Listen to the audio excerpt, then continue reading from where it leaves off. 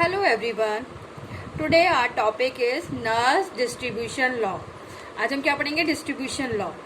Distribution law किसने दिया था? साइंटिस्ट नर्स ने दिया था. इसकी वजह से इसका नाम पड़ा है नर्स डिस्ट्रीब्यूशन लॉ. इस लॉ में इसने कहा था हम दो इमिसिबल सॉल्वेंट्स लेते हैं.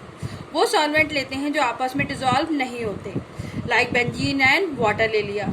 तो उसमें हम कोई थर्ड सोल्यूट पार्टिकल डिजॉल्व करते हैं, तो सोल्यूट पार्टिकल दोनों की दोनों लेयर में इस तरह से डिस्ट्रीब्यूट होता है कि कांस्टेंट रेशियो में डिस्ट्रीब्यूट होता है. तो इसी के ऊपर उसने फिर अपना लॉ अपना दिया. लॉ में उसने कहा इस solute distribute itself, its solute distributes itself between the two immiscible solvents in such a way that the ratio of the concentration of the solute in two solvent is constant at constant temperature, independent of any other molecular species present. Right? उसने अपने law को एक mathematical form में भी दिया. Concentration of X in solvent A, concentration of X in solvent B. X क्या है? हमारा सोल्यूट है, थर्ड मॉलिक्यूल है. Right? Solvent A, solvent B, दोनों हमारे अलग अलग सॉल्वेंट है. लाइक सपोज जैसे एक तरफ बेंजीन ले लिया और एक तरफ वाटर ले लिया. उसको बोला कि कंसंट्रेशन C1 अपॉन में C2. ये कंसंट्रेशन क्या है? दोनों के दोनों फेज में एक कांस्टेंट रेशियो में होगी, that is equal to K. ये हमारा मैथमेटिकल फॉर्म थी नर्स डिस्ट्रीब्यूशन लॉ की. काफी हद तक ये लॉ हमारा वैलिड रहा अगर हम वही कंडीशंस फॉलो करते हैं, पर कहीं पर जाकर इस लॉ के अंदर हमें मॉडिफिकेशन करने पड़े. तो लिमिटेशंस क्या थी इस लॉ की? यही लिमिटेशंस थी. Number first, it should be valid up to a constant temperature. तो the temperature should be constant throughout the experiment. अगर टेम्परेचर वेरी करेगा तो ये लॉ हमारा वैलिड नहीं होगा. Second thing is that same molecular state, जो solute है वो दोनों की दोनों लेयर में उसी सेम मॉलिक्यूलर स्टेट में रहे. वो ना तो एसोसिएशन में जाए ना वो डिसोसिएशन में जाए. अपने आप से ना वो एसोसिएट हो ना वो डिसोसिएट हो किसी भी सॉल्वेंट की लेयर में. थर्ड है नॉन मिसिबिलिटी ऑफ सॉल्वेंट. हमारे जो दोनों के दोनों सॉल्वेंट्स हैं वो बिल्कुल भी मिसिबल नहीं होने चाहिए, वो आपस में सॉल्युबल नहीं होने चाहिए. They are completely immiscible. Clear? Next is dilute solution. हमने सोल्यूट को बहुत ज्यादा नहीं मिलाना है, सोल्यूशन को क्या बनाना है? डाइल्यूट रखना है. Last thing is that concentration of the solute should be noted after the equilibrium. एक इक्विलिब्रियम आने के बाद कुछ देर रिएक्शन को सेटअप होने के बाद एक नॉर्मल कंडीशंस पर तब हम इसका इक्विलिब्रियम नोट करेंगे. अब हम इसका डिस्कस करते हैं derivation of distribution law on the basis of thermodynamic. कि डिस्ट्रीब्यूशन लॉ का एक स्टेटमेंट क्या थी.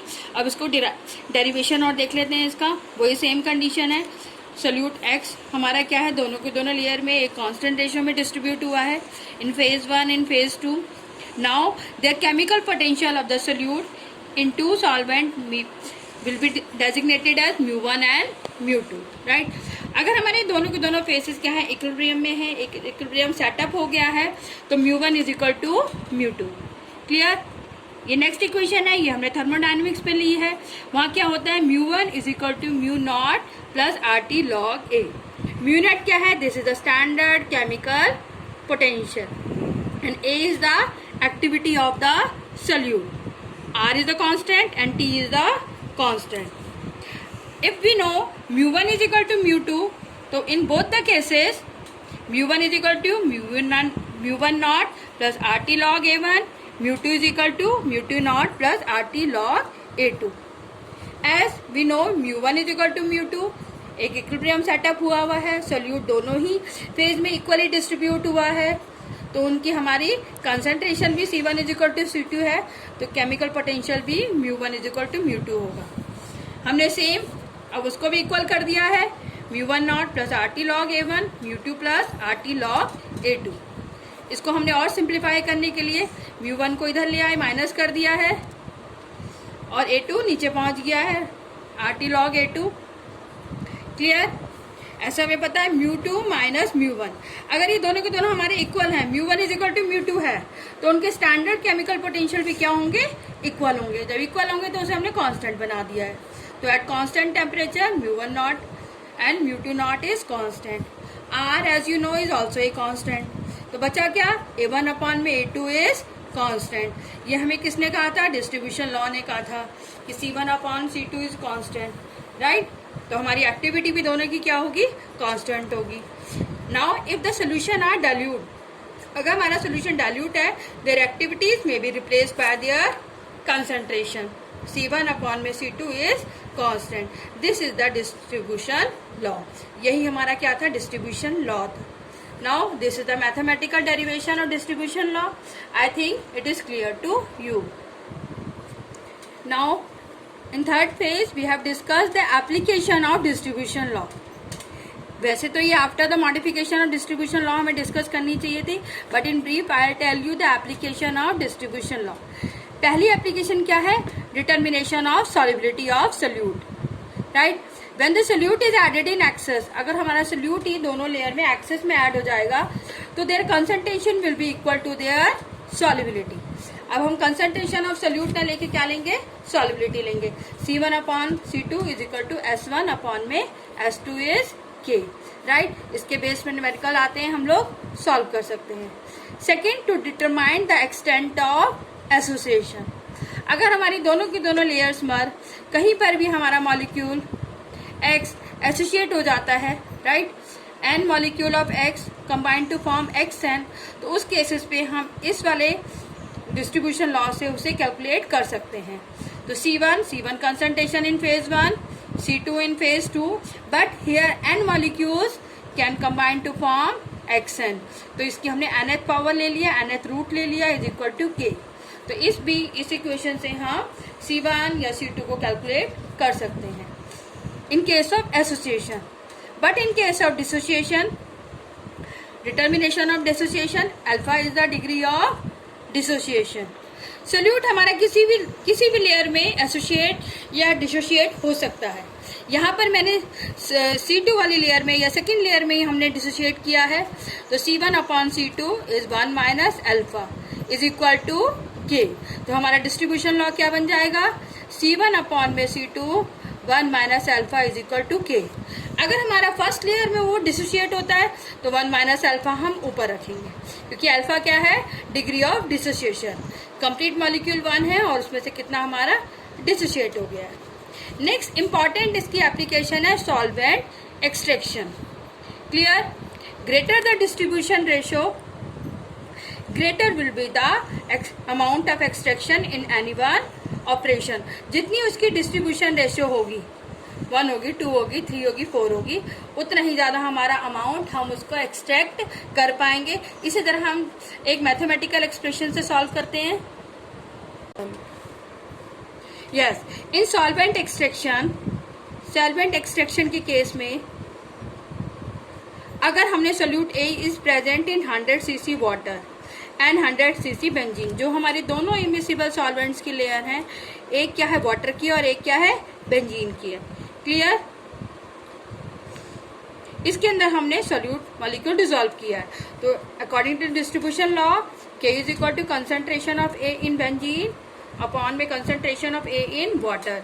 यहाँ पे डिस्ट्रीब्यूशन कोफिशिएंट हमारा कांस्टेंट क्या आया, 4 आया, राइट। इसको हमने क्या किया है, एक बार suppose when whole of benzene is used at a time for extraction, हमने पूरी की पूरी बेंजीन के साथ एक्सट्रैक्ट किया है, सोल्यूट मॉलिक्यूल को निकालना चाहा है। x1 अपॉन में 100, क्योंकि हमने 100 ml में ही डिसॉल्व किया है, x2 अपॉन में 100 इज इक्वल टू 4 हमारा क्या है, डिस्ट्रीब्यूशन कांस्टेंट या कोफिशिएंट। 100 to 100 कैंसिल आउट हो जाएगा, x1 अपॉन में x2 इज इक्वल टू 4 और x1 अपॉन में x1 plus x2 is equal to 4 upon 5, right. इसमें हमने x1 ये के लिया है क्योंकि नीचे किसी भी लेयर में हमारा क्या है वो एसोसिएट हुआ है या डिसोसिएट हुआ है, तो टोटल हमारा x मॉलिक्यूल्स कितना होगा, टोटल हमारा सोल्यूट मॉलिक्यूल्स कितना होगा, इसलिए हमने इसे x1 प्लस x2 किया है, यह आया 4 upon 5। Now in 100 cc benzene we have to separate 4 upon 5। जो पूरा का पूरा सोल्यूट है उसका हमने कितना एक्सट्रैक्ट कर लिया, 4 upon 5। It means 80% of the solute.